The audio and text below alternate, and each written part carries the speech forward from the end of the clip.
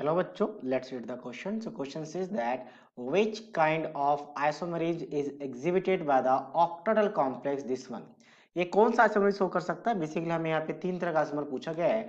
एक अगर देखा जाए तो ज्योमेट्रिकल है, आयनाइजेशन है और ऑप्टिकल है. इन्हीं में चार ऑप्शन बनाए गए हैं.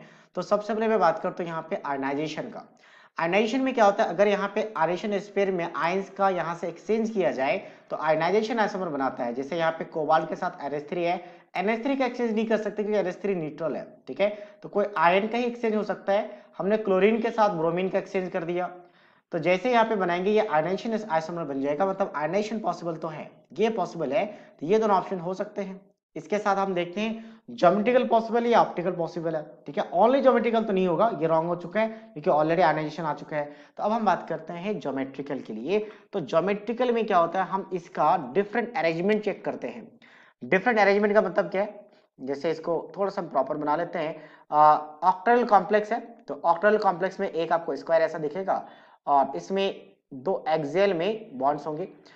तो इनमें आपके पास चार बॉन्डेड है. एक काम करते हैं, चारों जगह पे हम NH3 को रख लेते हैं. तो हमने NH3 को रख लिया, तो इसमें बेसिकली प्लेन ऑफ सिमेट्री दिखेगा आपको जब हमने चारों जगह पे NH3 रखा. और इसको नहीं, यहां से स्टार्ट करना, ये बेसिक कंपाउंड है जो हमें क्वेश्चन में गिवन था, इसके बारे में पूछा है.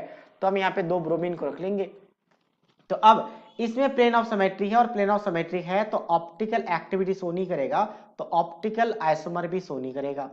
सेकेंडली, ये अगर देखा जाए तो जो सेम ग्रुप है वो Br के रिस्पेक्ट में किसमें है, 90 पे 180 पे है, तो इसे ट्रांसफॉर्म कहा जाता है, Br के रिस्पेक्ट में ट्रांसफॉर्म. और वही Br को अगर मैं 90 पे रख दूं, 90 का मतलब क्या है, यहाँ पे एक Br और यहाँ पे एक Br, तो ये किस में आ गया आपके पास, 90 पे आ गया. और जैसी दो सेम ग्रुप कोऑर्डिनेशन, जब कंपाउंड की बात करते हैं, सेम ग्रुप 90 पे हो, तो उसके रिस्पेक्ट में हम क्या बोलते हैं, उसके रिस्पेक्ट में हम इसे सिस फॉर्म बोलते हैं. तो ये सिस फॉर्म बन गया. और इसमें भी प्लान ऑफ सिमेट्री, अगर मैं इस मॉलिक्यूल्स को ऐसे कट कर दूं, ठीक है, तो ये ऊपर वाले का मेरे में नीचे, और ये एग्जैक्टली स्लाइस फॉर्म में कट होगा, तो इसका आपके पास प्लेन ऑफ सिमेट्री है, तो ये ऑप्टिकल आइसोमर शो नहीं करेगा. तो geometrical isomer, yes geometrical isomer show कर रहे हैं, लेकिन ऑप्टिकल शो नहीं कर रहा. तो ऑप्शन क्या आ जाएगा, ओवरऑल अब ये कट हो चुका है, तो ये आपका आंसर में ऑप्टिकल सॉरी ज्योमेट्रिकल एंड आयनेशन आ जाएगा, that is option A. So A is the right answer of this question. So I hope you understood it well. All the best.